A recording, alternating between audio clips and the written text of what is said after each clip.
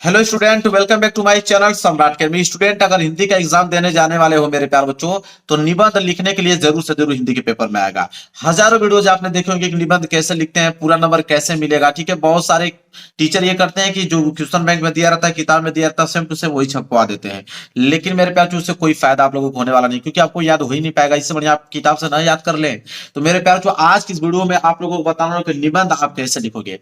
ठीक है, निबंध लिखने का एक सटीक तरीका आपको बताने वाला हूं। कम शब्दों में किस स्ट्रक्चर से लिखोगे कि एग्जामिनर आप लोगों को पूरा का पूरा नंबर देगा। आप देख पा रहे हैं मेरे पास हिंदी का एक पेपर है, और इस हिंदी के पेपर में यहाँ पे निबंध दिया गया। कौन सा प्रश्न निबंध आता है मैं आपको दिखाना चाहूंगा।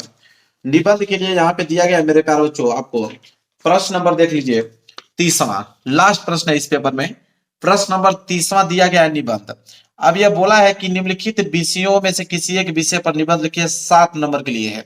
इंटर में तो 9 नंबर के लिए आता है, और हाई स्कूल में 7 नंबर। तो मेरे ख्याल जो दोनों विद्यार्थी देख रहे होंगे इस वीडियो को, तो आप लोगों को सेम तरीका यही अपनाना है कि निबंध कैसे लिखा जाता है, कितने शब्दों में लिखा जाता है, कौन सा स्ट्रक्चर होना चाहिए निबंध का, बिल्कुल क्लियर कर लीजिए। और जब एग्जाम देने जा रहे हो मेरे प्यारों, 24 फरवरी को आप लोगों का एग्जाम है, 24 फरवरी का हिंदी का एग्जाम है। उस हिंदी के एग्जाम में कैसे आप निबंध लिखोगे मेरे प्यार, ये वीडियो आपके लिए सबसे स्पेशल इसलिए मैं बनाया हूं, ताकि निबंध सबसे ज्यादा अंक का पूछा जाता है। अब यहाँ पे पर्यावरण के प्रदूषण की समस्या का समाधान, मान लीजिए यही वाला करने हो, तो आप सबसे पहले कैसे करोगे। तो सबसे पहले आप प्रश्न उत्तर डालिए। प्रश्न उत्तर 30वां था, तो आप प्रश्न उत्तर 30वां डालेंगे। ठीक है, तो यहाँ पे आप हेडिंग बनाएंगे प्रश्न उत्तर संख्या 30वां। प्रश्न उत्तर संख्या 30वां।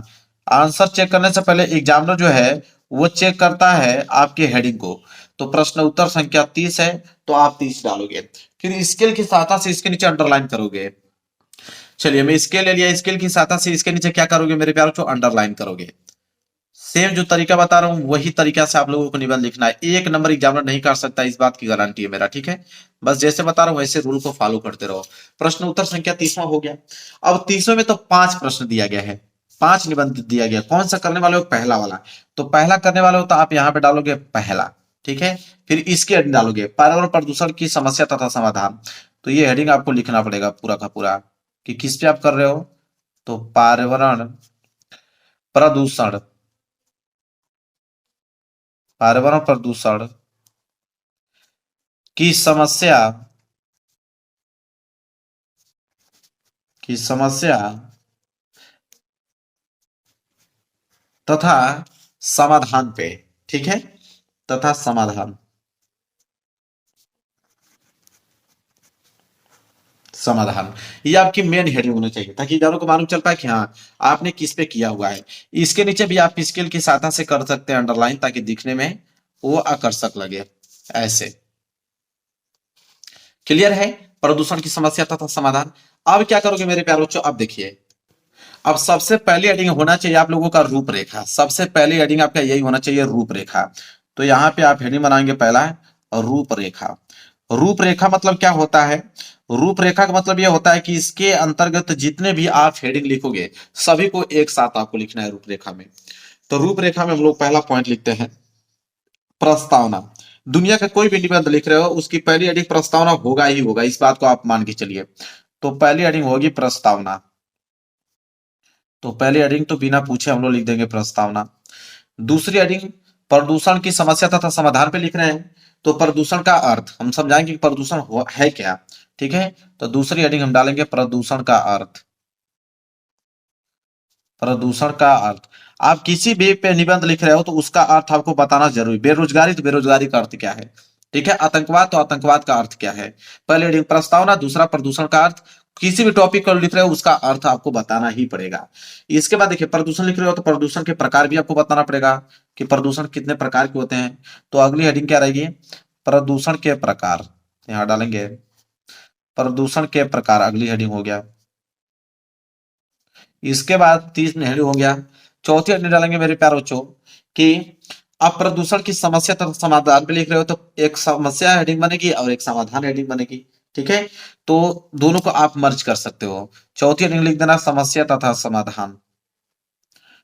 समस्या तथा समाधान, ये आपकी चौथी हेडिंग बन गया है।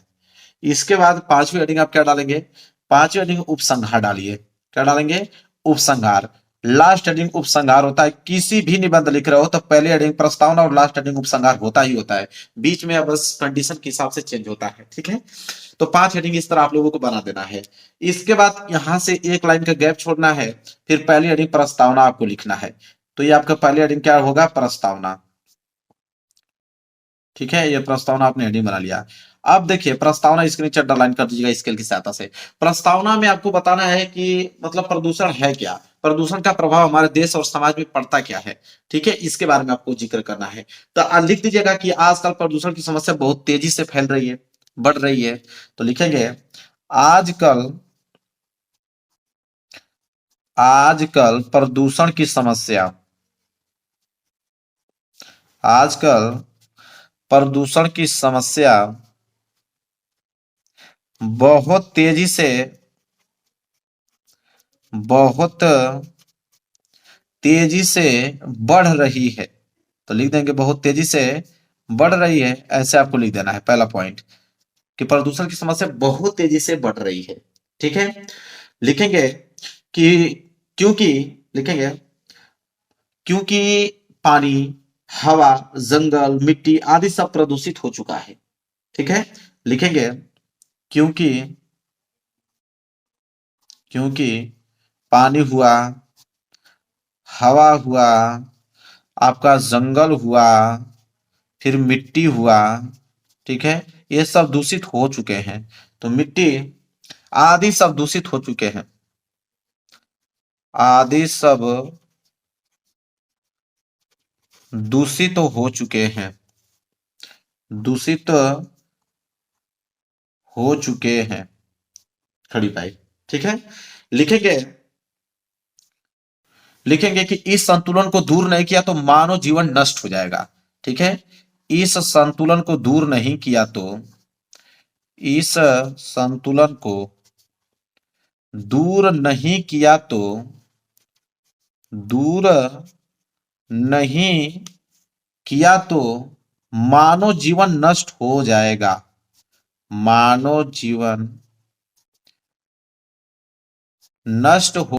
ठीक है, मानव जीवन नष्ट हो जाएगा। अब इतना ही पॉइंट बस प्रस्तावना में आप लोगों को लिख देना मेरे प्यारे बच्चों। ठीक है, इसके बाद आप अगली हेडिंग डालेंगे क्या, प्रदूषण का अर्थ। यहाँ पे दूसरा हेडिंग बना लीजिएगा प्रदूषण का अर्थ। यहाँ पे डालेंगे हम लोग प्रदूषण का अर्थ। अब प्रदूषण का अर्थ क्या है इसके बारे में हम लोग समझेंगे। इसका भी थोड़ा सा पॉइंट हम लोग लिख देंगे ताकि एग्जामों को समझ में आ जाए कि प्रदूषण का अर्थ होता क्या है।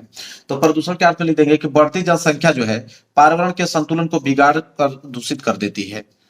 ठीक है, क्योंकि जितनी जनसंख्या बढ़ेगी उतना प्रदूषण फैलेगा, इतना बात याद रखिए। तो लिखेंगे बढ़ती जनसंख्या, बढ़ती जनसंख्या पर्यावरण के, पर्यावरण के संतुलन को बिगाड़कर, संतुलन को बिगाड़कर दूषित कर देती है, दूषित कर देती है, दूषित कर देती है। बस इतना पॉइंट आपको लिख देना है। देखिए अब अगली हेडिंग डालेंगे प्रदूषण का प्रकार। लिखेंगे अब अगली हेडिंग तीसरा कि प्रदूषण के प्रकार। अब प्रदूषण कितने प्रकार के उनके बारे में थोड़ा जिक्र करेंगे। तो प्रदूषण के प्रकार में लिखेंगे कि प्रदूषण मुख्य रूप से प्रदूषण 4 प्रकार के होते हैं। ठीक है, मुख्य रूप से, मुख्य रूप से प्रदूषण जो है 4 प्रकार के होते हैं। प्रदूषण 4 प्रकार के होते हैं, 4 प्रकार के होते हैं। कौन कौन से होते हैं मेरे प्यारे बच्चों, देखिए तो यहाँ पे सबका नाम लिख देंगे। पहला लिख देंगे यहाँ पे वायु प्रदूषण, पहला हो गया वायु प्रदूषण। इसके बाद दूसरा इसके नीचे लिख देंगे जल प्रदूषण,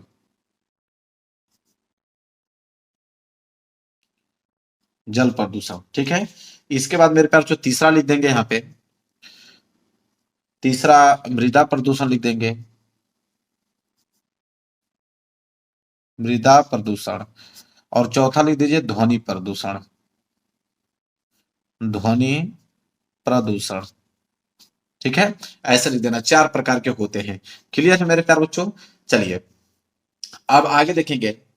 अब अगला चौथी हेडिंग हम डालेंगे मेरे प्यारे बच्चों कि प्रदूषण का समाधान। चौथी हेडिंग डालेंगे प्रदूषण का समाधान। समाधान, प्रदूषण का समाधान कैसे किया जा सकता है, तो उसको लिखेंगे प्रदूषण के समाधान में कि प्रदूषण कम करने के लिए, प्रदूषण कम करने के लिए, कम करने के लिए तो प्रदूषण कम करने के लिए क्या करना पड़ेगा कि हम लोगों में जागरूकता पैदा करना होगा। हम लोगों में जागरूकता, जागरूकता पैदा करना होगा, पैदा करना होगा। ठीक है, इसके बाद खड़ी पाई डाल देंगे, लिखेंगे कि वनों के विनाश को रोकना होगा। जो वनों की कटाई होती है, पेड़ पौधों की कटाई होती है, उसको रोकना पड़ेगा। लिखेंगे वनों के विनाश को रोकना होगा, वनों के विनाश को रोकना होगा। अधिक से अधिक पेड़ लगाना होगा। लिख देंगे कि अधिक से अधिक, अधिक से अधिक पेड़ लगाना होगा, पेड़ लगाना होगा, ऐसे लिखना है, अधिक से अधिक पेड़ लगाना होगा। ठीक है, बस इतना पॉइंट आप लिख देना है। एक लाइन छोड़कर आप लास्ट हेडिंग पांचवा उपसंहार लिख दीजिए। पांचवा हेडिंग हो जाएगा आपका उपसंहार। क्लियर है, उपसंहार में लिखेंगे कि प्रदूषण एक बहुत गंभीर समस्या है। ठीक है, लिखेंगे बनाकर अपने से कि प्रदूषण एक बहुत गंभीर समस्या है, गंभीर समस्या है। प्रदूषण एक बहुत गंभीर समस्या है। प्रदूषण कम करने के लिए हर व्यक्ति को अपने अपने स्तर प्रयास करना चाहिए या प्रयास करने की आवश्यकता है। लिखेंगे प्रदूषण कम करने के लिए हर व्यक्ति को प्रयास करना चाहिए, ऐसे लिख सकते हो। कम करने के लिए हर व्यक्ति को प्रयास करना चाहिए, प्रयास करना चाहिए। ठीक है, बस इतना पॉइंट आप लोगों को मेरे प्यार बच्चों लिख देना है, क्योंकि यह हमारा कर्तव्य है। यहाँ पे ऐसे भी एक लाइन जोड़ सकते हो, क्योंकि यह हमारा कर्तव्य है, कर्तव्य है, ऐसे आप लोगों को लिख देना है। लो भाई, अब प्रदूषण की समस्या तथा समाधान पे निबंध मैंने लिख के इस तरह दिखा दिया, तो सेम ऐसे आप लोगों को प्रोसेस में लिखना है। एग्जामिनर एक नंबर नहीं काट सकता है, छोटा का छोटा भी है, प्यारा भी है, कम शब्दों में आपने अच्छे से एक्सप्लेन भी किया है। तो मेरे प्यारे वीडियो को लाइक कर देना, चैनल पर नए हो तो चैनल को जरूर सब्सक्राइब कर लेना। मिलेंगे प्यार से नेक्स्ट वीडियो में, तब तक के लिए धन्यवाद।